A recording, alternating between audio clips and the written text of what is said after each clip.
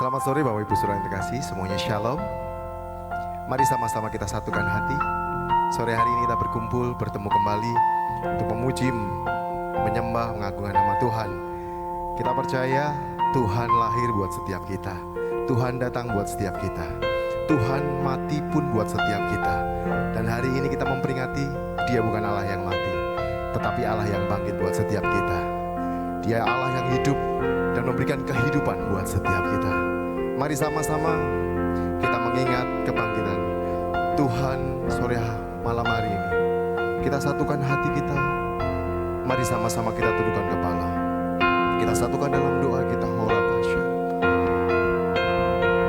Terima kasih Tuhan, Kau rela mati buat setiap kami, dan Kau memberikan hidup buat setiap kami. Kami berterima kasih Kau bukan saja Allah yang mati, tetapi hari ini Tuhan kami memperingati Engkau Allah yang bangkit dari antara orang mati. Kami berterima kasih memiliki Allah seperti Engkau, Allah yang luar biasa, Allah yang tidak pernah meninggalkan setiap kami. Engkau Allah yang menyelamatkan kami, menyembuhkan, memulihkan setiap kami. Bahkan Engkau Allah yang memberkati setiap kami Tuhan. Terima kasih buat janji-janji-Mu Tuhan yang sudah Kau genapi dalam hidup kami, dan kami boleh menerima dan merasakannya. Semuanya begitu indah dan begitu luar biasa. Terima kasih Bapa. Kami siap memuji-Mu, kami siap menyembah-Mu di dalam nama-Mu, di dalam nama Tuhan Yesus. Haleluya. Sama-sama kita berkata, amin.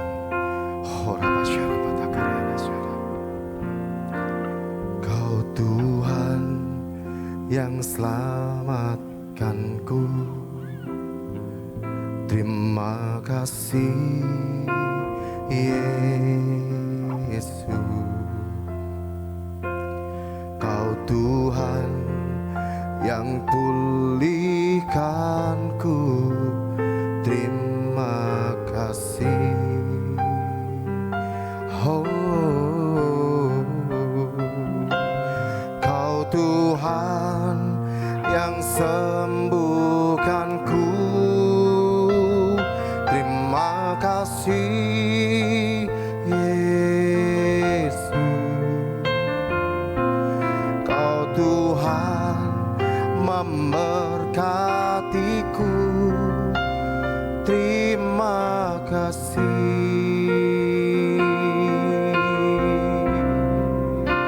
Segala pujian dan syukur hanya bagi-Mu Yesus. Dengan apakan ku balas kasih-Mu?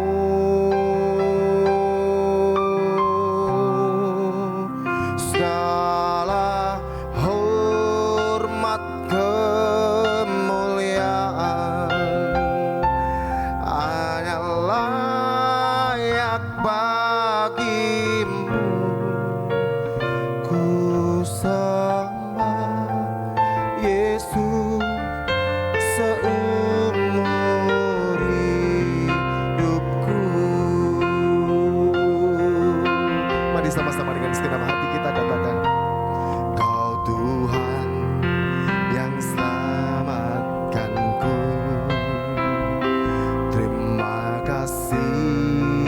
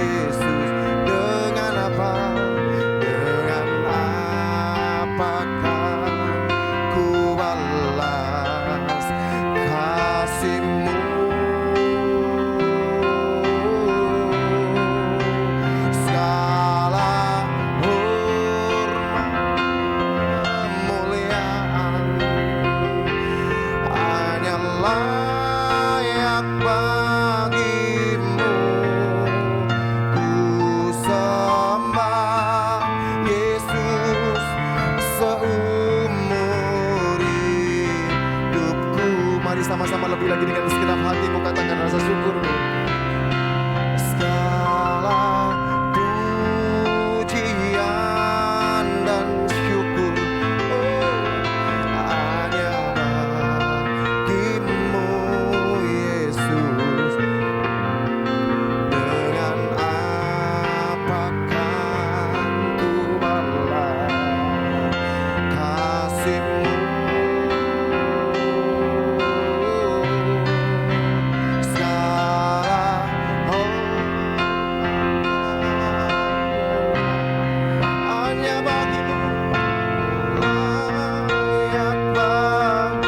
Sembah Engkau Tuhan, sembah Yesus seumur hidupku. Mari sama-sama sore malam hari ini kita boleh mengangkat tangan kanan kita tinggi-tinggi di hadapan Tuhan. Biarlah segala kemuliaan, segala hormat hanya bagi Dia.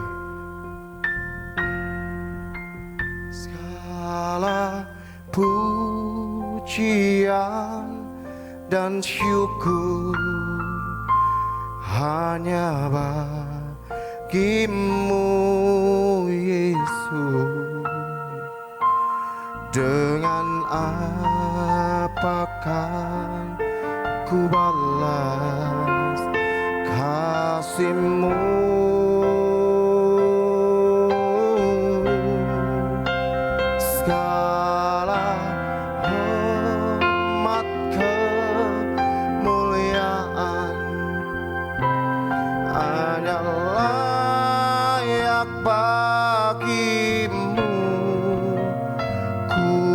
Sembah Yesus seumur hidupku. Katakan ku sembah Kau Yesus. Ku sembah Yesus seumur hidupku. Satu kali lagi dengan segenap hatimu saudara katakan. Sembah Yesus seumur hidupku.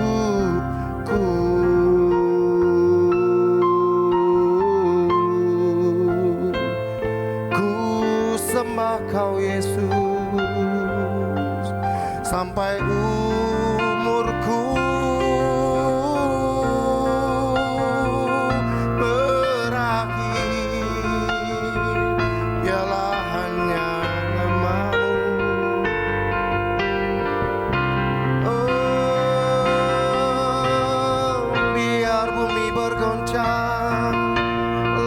terbelah. Oh, hanya nama-Mu ku tinggikan di setiap nafasku.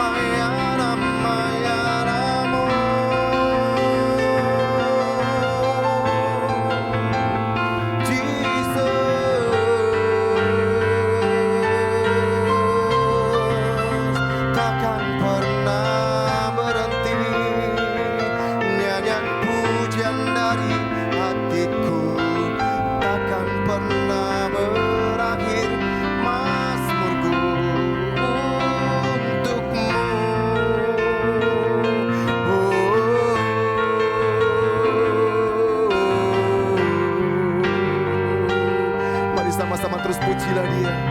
Angkatlah hatimu di hadapan Tuhan, sembahlah Dia. Oh, syaparara. Buka hatimu di hadapan Tuhan. Pujilah dengan segenap hatimu Bapak Ibu Saudara terkasih. Angkat hatimu di hadapan Yesus. Ku tinggikan Engkau di setiap nafasku. Ku tinggikan Engkau di setiap langkahku. Berlindung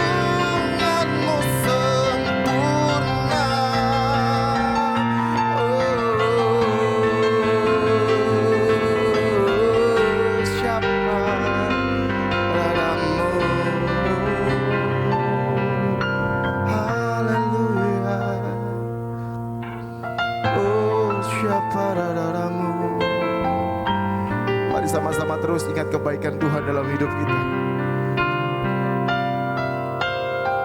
Dia rela turun ke dunia ini untuk buat setiap kita. Dia rela mati buat setiap kita, amin.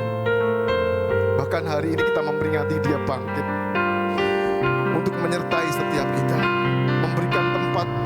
Horapasyaka pararara, horapasyaka papa. Oh siapa papa. Buka kedua tanganmu di hadapan Tuhan.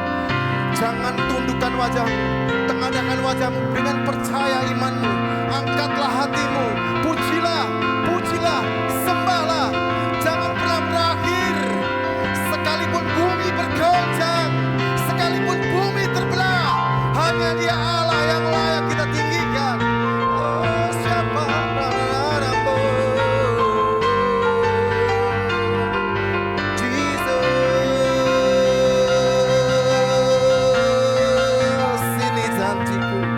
Ini janjiku di hatiku Tuhan. Oh siapa papa syaka papa kinaramayaramu ora syaka papa. Kau terus memegang tangan setiap kami Tuhan. Ini kami umat-Mu Tuhan.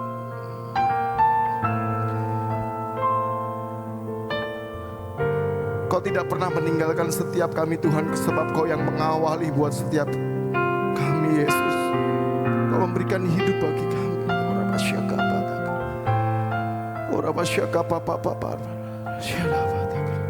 Mari sama-sama buka kedua tangan dengan segenap hati. Ingat karya Tuhan dalam hidup kita. Karya terbesar dalam hidupku, pengorbananmu yang selamatkanku. Engkaulah harta yang tak ternilai, yang ku miliki dan ku hargai.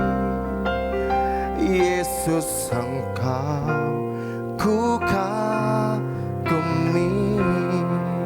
Karya terbesar dalam hidupku, pengorbananmu yang selamatkanku. Engkaulah harta yang tak ternilai, yang ku miliki dan ku hargai. Yesus, Engkau ku kasih. Satu kali lagi dengan segenap hatimu katakan, karya terbesar dalam hidupku, pengorbananmu yang selamatkanku. Engkaulah harta yang tak ternilai, yang ku miliki dan ku hargai.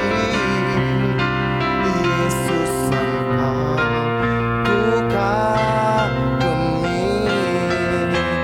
Yesus, Engkau ku kagumi. Yesus, Engkau ku kagumi.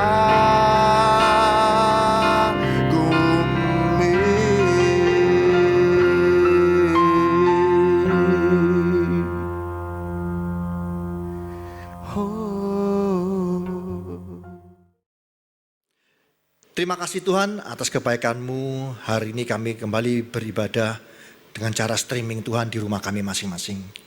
Kami percaya Tuhan, meskipun kami tidak bertemu secara fisik, tapi kami percaya hadirat-Mu tetap ada di dalam diri kami Tuhan, mengelawat setiap kami di rumah kami masing-masing. Karena kami percaya apapun yang terjadi hari ini Tuhan, rencana-Mu tetap indah bagi kami. Dan kami percaya Tuhan, kami adalah orang-orang yang kuat di dalam Engkau. Jika kami akan mendengarkan firman-Mu, urapi hamba-Mu yang kami akan firman-Mu, supaya apa yang disampaikan hanya karena Engkau dan semua dikembalikan untuk kemuliaan nama-Mu. Bagi kami yang mendengarkan, di rumah kami masing-masing kami percaya Tuhan, Kau terus memberikan kekuatan bagi kami, supaya kami mengerti firman-Mu dan dapat kami aplikasikan dalam hidup kami. Terima kasih Tuhan, di dalam nama Tuhan kami berdoa, haleluya, amin. Shalom Bapak Ibu Saudara sekalian, kita kembali bertemu dengan ibadah streaming di hari kebangkitan Yesus pada hari ini. Sebagai orang percaya, kita harus mengerti 5 hal dalam kehidupan kita mengenai kekristenan, di mana ada 5 hal yang harus kita pegang sampai kapanpun juga, bahwa Tuhan Yesus lahir ke dunia 2000 tahun yang lalu, Dia mati, lalu yang ketiga adalah Dia bangkit, naik ke surga, dan Dia akan datang kembali. 5 hal ini harus kita pegang terus sampai kapanpun dalam kehidupan kita, menjadi iman Kristen kita sampai kapanpun. Dan jangan pernah goyah akan iman ini. Sama seperti kehidupan di masa 2000 tahun yang lalu, murid-murid Yesus pada waktu setelah kematian Tuhan Yesus 2000 tahun yang lalu, mereka juga mengalami masa-masa ketakutan, keraguan, ketidakpastian. Karena harapan mereka Yesus Kristus sebagai guru mereka waktu itu mati.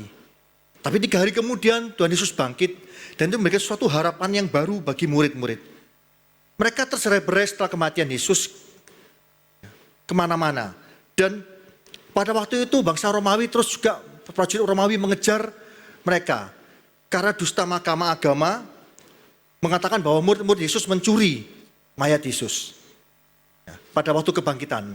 Jadi mereka berlari, mereka ada di mana-mana, untuk mereka setelahnya bersembunyi di seluruh Israel. Dan kita bisa melihat ini, itu suatu ketakutan yang begitu rupa. Mungkin kalau bisa kita samakan mungkin dengan kejadian hari ini, bagaimana pandemi kita rasakan hari-hari ini. Ada rasa ketakutan, ada rasa kebingungan, ketidakpastian dalam hidup kita. Tetapi kesemuanya itu berubah pada waktu Yesus bangkit. Pada waktu murid-murid itu mendengar kebangkitan Yesus, ada suatu harapan baru. Dan Yesus menunjukkan dirinya selama 40 hari itu. Kalau kita dilihat di dalam Kisah Rasul 1 ayat 3, ya, di sana dikatakan Kisah Rasul 1 ayat 3, kepada mereka ia menunjukkan dirinya setelah penderitaannya selesai, dan dengan banyak tanda ia membuktikan bahwa ia hidup. Sebab selama 40 hari ia berulang-ulang menampakkan diri dan berbicara kepada mereka tentang kerajaan Allah. Tuhan Yesus menguatkan murid-muridnya karena Dia tahu bahwa murid-muridnya mengalami bahasa sekarang kegalauan. Selama 40 hari Yesus menguatkan murid-muridnya.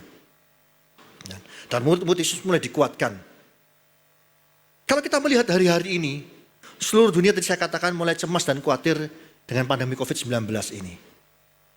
Dan itu tidak bisa dipungkiri Bapak Ibu Saudara. Ya. Dari orang yang paling kaya sampai orang yang di bawah, yang garis kemiskinan. Dari orang-orang yang pintar sampai orang-orang yang di bawah. Ya. Hamba Tuhan atau bukan hamba Tuhan, pelayan Tuhan, semua mengalami kegalauan mengenai COVID ini. Tetapi kita mulai belajar bahwa di dalam kebangkitan Yesus, harusnya kita bukan sebagai orang-orang yang takut dan gentar lagi.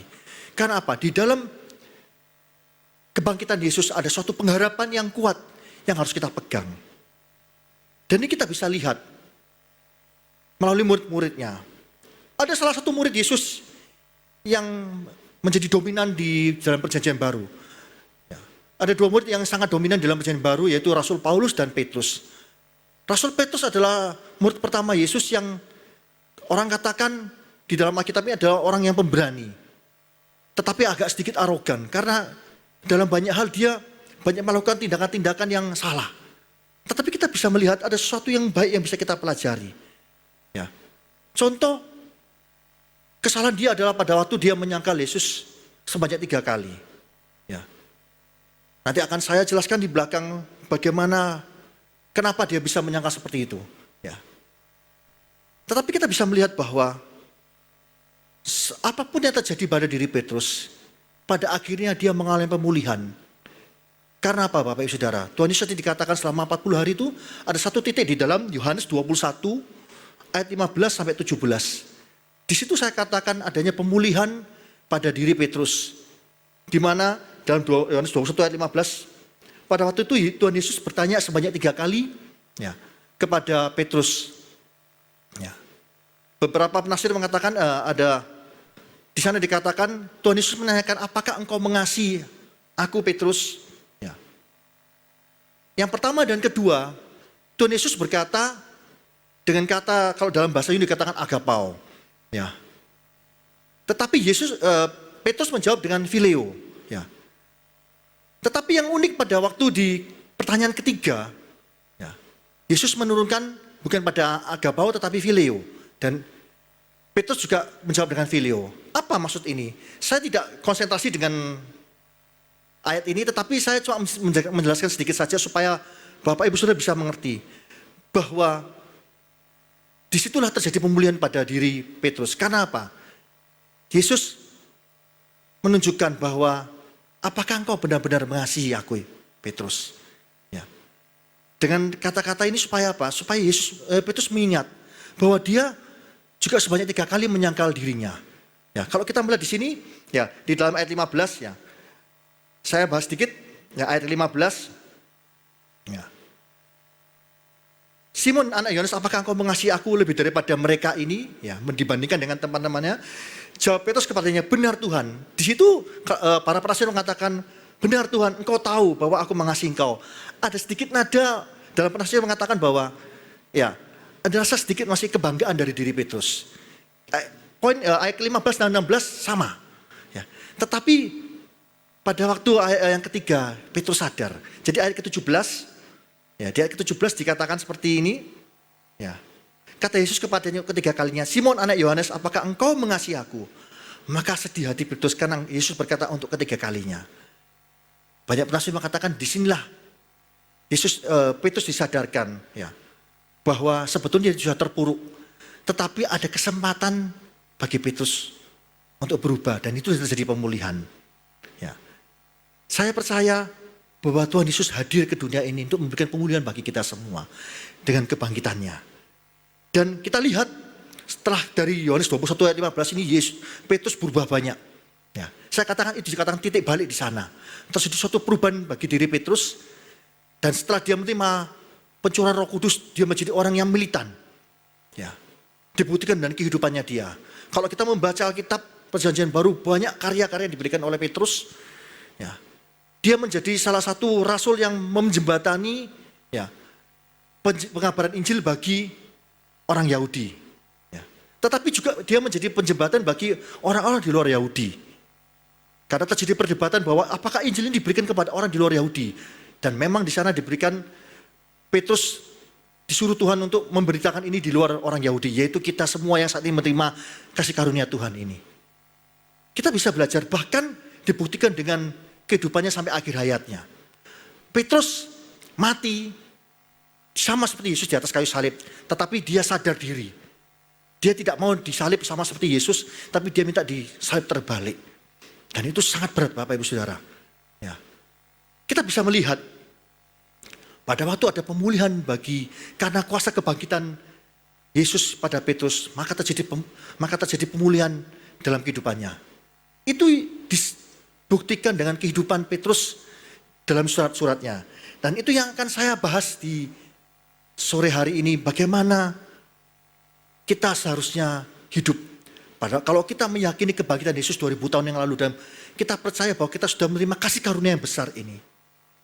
Ada sikap hidup yang benar, yang nanti kita bisa lihat, yang dibuktikan melalui pola hidup kita hari-hari ini. Di mana pandemi hari ini terjadi. Tetapi kita bukan seperti orang-orang di luar, yang mungkin mengalami stres, ketakutan, dan segala macam. Tapi kita bisa melihat bahwa ada perbedaan antara kita dengan orang-orang yang tidak mengenal Tuhan. Ada 3 hal yang kita bisa pelajari. Ayat pembahasan firman Tuhan saya ambil dari 1 Petrus 1 ayat 3 sampai 7. 1 Petrus 1 ini ditulis sekitar tahun abad ke-63 sampai 65, tidak secara pasti, tetapi kurang lebih beberapa tahun sebelum Petrus mati. Dan kita bisa melihat bahwa Petrus terus berkaya sampai akhir hidupnya. Kita akan lihat dalam 1 Petrus 1, ya, saya akan bacakan bagi Bapak Ibu Saudara. 1 Petrus 1 ayat 3.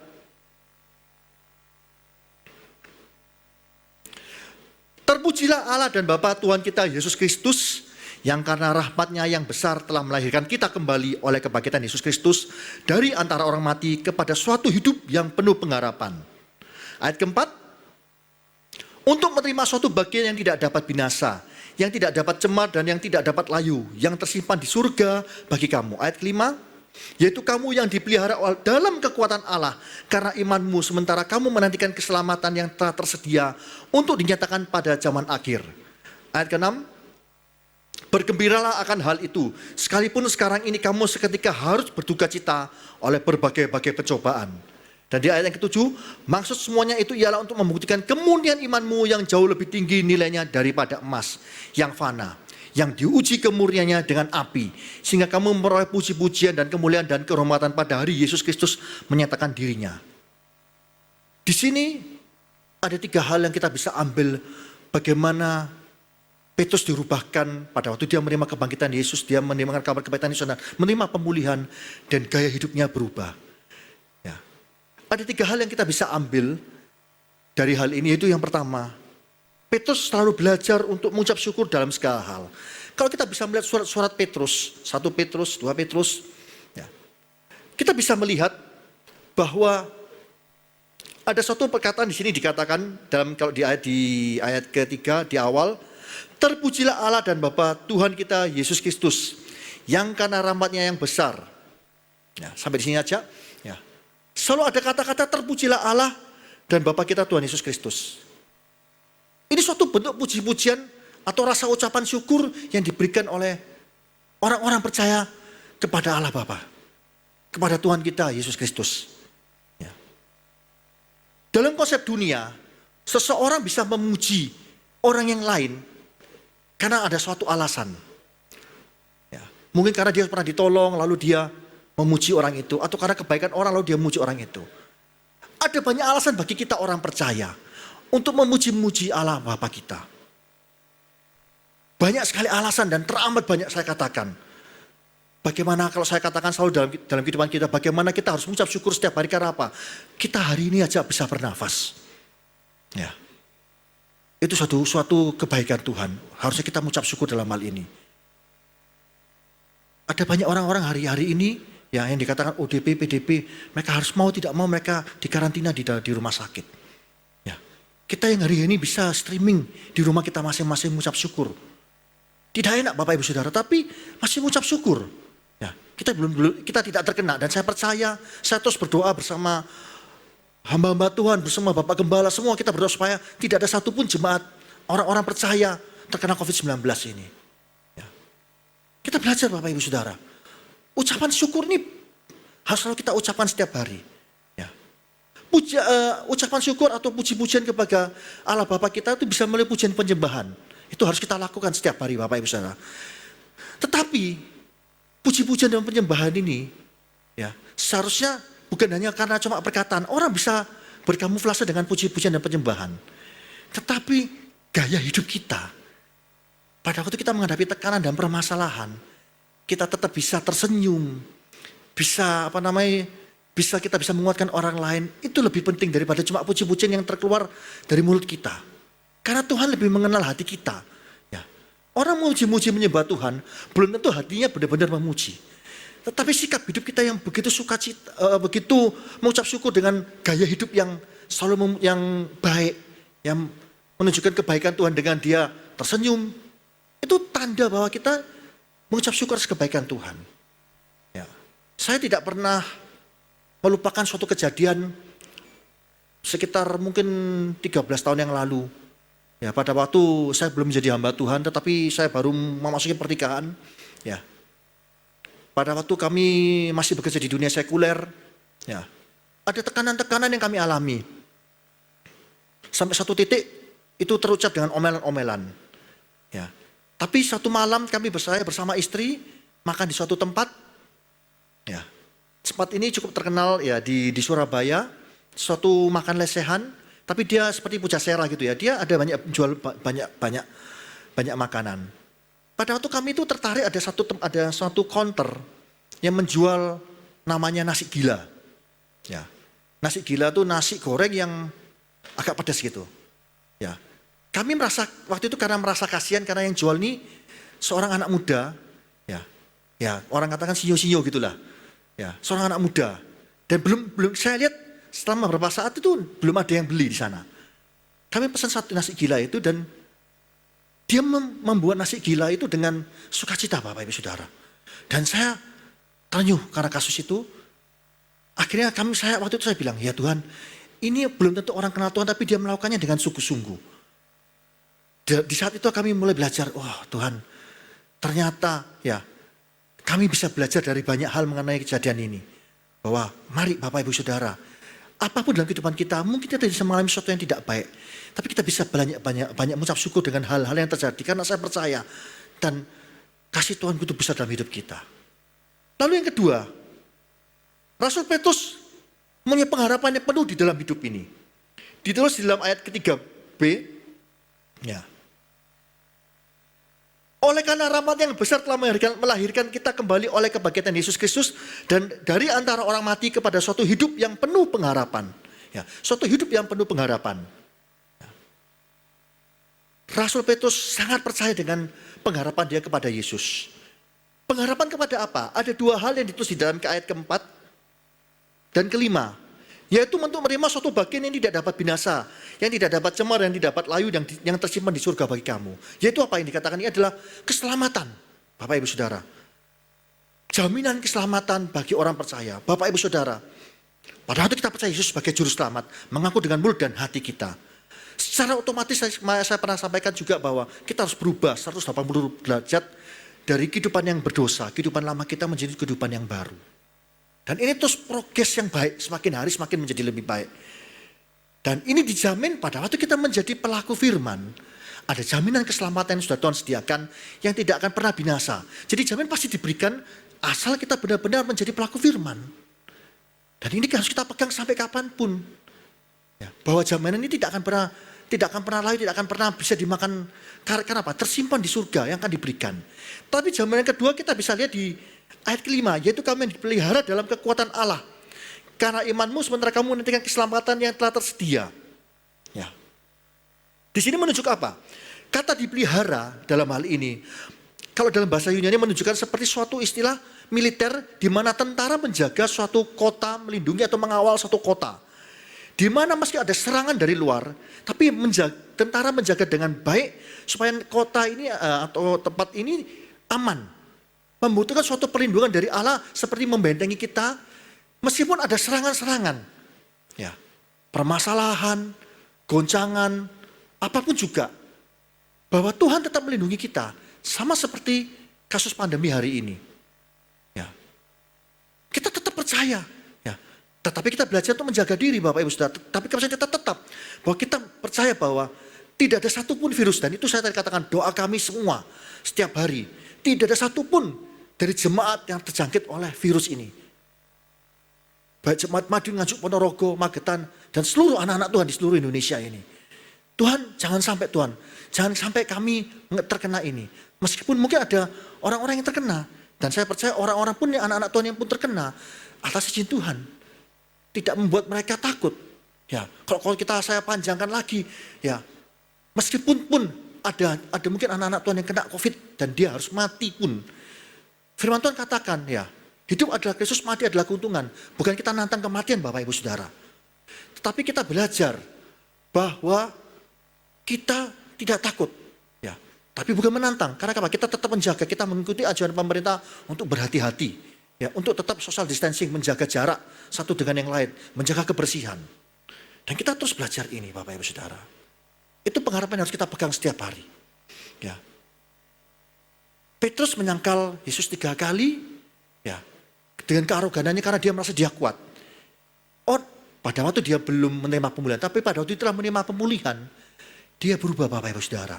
Karena dia sadar dia tidak mampu, hanya kekuatan Yesus saja, pengharapan kepada Yesus yang sudah bangkit 2000 tahun yang lalu, yang membuat dia kuat dengan pertolongan Roh Kudus. Dan itu harus kita pegang sebagai pengharapan kita setiap hari. Lalu yang terakhir, apa yang ditujukan oleh Petrus, Rasul Petrus, untuk membuat dia kuat sampai akhir hidupnya.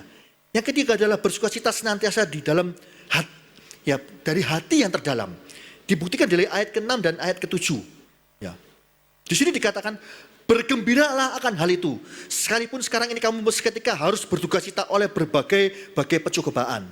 Ya, ada banyak pencobaan yang menimbulkan duka cita, tapi kita disuruh bergembira.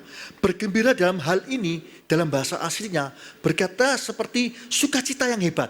Ya, punya arti bersukacita yang hebat. Ya. Hari-hari ini, selalu setiap hamba Tuhan yang berkhotbah katakan, ayo bersukacita. Ya. Karena firman Tuhan katakan, ya, hati yang gembira adalah obat yang majur. Jadi bergembira ini dikatakan ada sukacita yang hebat. Sukacita dari dalam hati yang begitu besar. Ya. Bapak Ibu Saudara, satu hal yang mungkin saya harus jelaskan sebagai ilustrasi terakhir. Ya. Kenapa kita harus bersukacita? Bapak Ibu Saudara, ya. Saya merenung pada waktu saya menulis kata sukacita ini. Saya membayangkan bagaimana Petrus menerima kesempatan kedua dari Yesus. Karena dia sudah bersalah, karena kehidupannya dia yang tadi saya katakan, dia sudah menyangkal Yesus 3 kali. Petrus dan Yudas sama-sama bersalah, tapi Petrus menerima pemulihan karena dia mau melangkah untuk hidup baru. Ya. Kenapa? Pada waktu dia menerima kesempatan kedua, hatinya berubah, dirubahkan oleh Yesus. Dan ini saya katakan orang yang diampuni itu sangat-sangat mengucap syukur karena apa? Bersukacita karena apa? Dia bersalah lalu diampuni. Begini Bapak Ibu Saudara, ya, ada berapa banyak orang-orang yang bersalah, ya, melakukan kesalahan besar. Ya, saya bukan membandingkan ini, tetapi begini Bapak Ibu Saudara, saya percaya bahwa anak-anak Tuhan yang hidup dari muda, dari kecil diajar dan dididik oleh firman Tuhan, lalu hidup benar sampai akhir hidupnya, itu baik, ya, itu baik. Kita juga mendidik anak-anak kita supaya takut akan Tuhan dari kecil supaya dia menjadi orang-orang yang kuat. Tetapi kadang-kadang banyak sekali anak-anak Tuhan yang dari kecil dia sudah Kristen, dia tidak pernah menghargai kasih karunia. Karena dia kurang paham ini. Tetapi orang-orang yang berdosa, ada beberapa kesaksian seperti pembunuh yang diberi kesempatan kedua tidak sampai dihukumani lalu dia bertobat. Rasa syukurnya, gembiranya itu berbeda Bapak Ibu Saudara. Ya. Berbeda karena apa? Karena dia diberikan kesempatan kedua. Dia yang harusnya mati. Ya, tetapi diberikan kesempatan 2. Dan ini suatu sukacita yang tidak bisa dijelaskan dengan kata-kata Bapak Ibu Saudara. Tetapi bisa ditunjukkan dengan sikap hidup. Berapa banyak anak-anak Tuhan yang pada waktu dia dulu adalah orang-orang yang sangat bersalah. Orang-orang yang dikatakan orang berdosa. Orang yang tidak layak menerima pengampunan.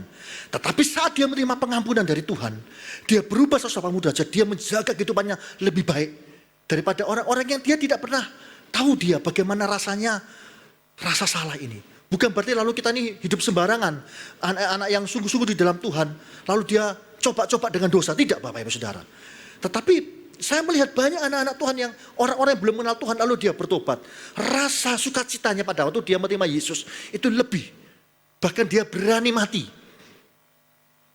Berani mati Tuhan. Karena apa? Karena dia tahu bahwa hidupnya dia ini adalah nyawa sambungan. Ya, dia harusnya mati. Tapi dia memiliki kesempatan. Petrus mengerti ini. Maka itu dia berkata bergembiralah. Ya, meskipun itu berat. Kenapa? Berbagai-bagai pencobaan terjadi. Bapak Ibu Saudara, ayo mari hargai kebahagiaan Yesus 2000 tahun yang lalu. Jangan pernah lagi kita berkecimpung akan hal-hal yang lama. Dosa-dosa lama kita. Kita sudah ditebus 2000 tahun yang lalu. Ayo kita mulai jadi orang-orang yang dewasa. Menjadi orang-orang yang berubah hari-hari ini. Dengan kebangkitan Yesus kita menjadi orang-orang yang berubah. Orang-orang yang berbeda hidup kita. Menjadi orang-orang yang tangguh di dalam Tuhan. Menguatkan orang-orang lain dalam hidup kita. Saya percaya. Setelah pandemi ini lewat, kita akan beda Bapak Ibu Saudara.